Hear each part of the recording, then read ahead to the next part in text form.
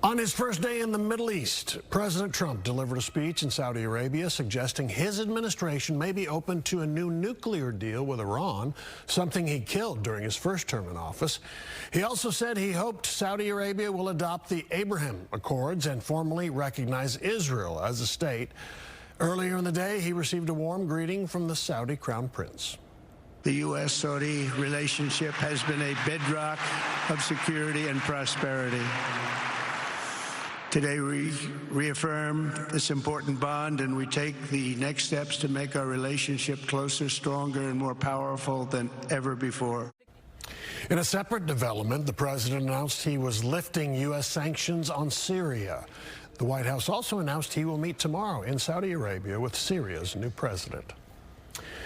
The possibility of President Trump accepting a luxury jetliner from the Qatari royal family is drawing criticism from both Democrats and Republicans. The controversy comes ahead of the president's planned trip to the Gulf nation this week. Fox's Connor Hansen has the details.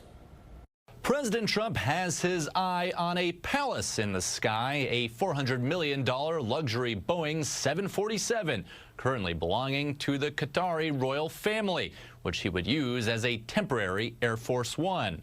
The current planes are aging, and the replacements are far behind schedule. Now, I could be a stupid person to say, oh, no, we don't want a free plane. But Democrats on Capitol Hill are voicing outrage over the proposed gift. The Trojan horse was a gift. Air Force One is the Oval Office, it's the press room, it's the Situation Room, all in the air.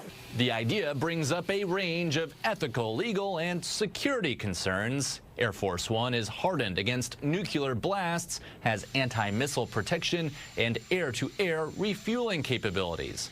Some say combing the Qatari plane for spy technology could take years. It's a costly, illegal, corrupt boondoggle that will ultimately cost taxpayers billions of dollars. Even some Republicans say it's not a great idea. I do think the jet probably sends the wrong signal to people, and I don't like the look or appearance of it. Qatar's not, in my opinion, a great ally. I mean, they support Hamas, and so what I'm worried about is the safety of the President of the United States.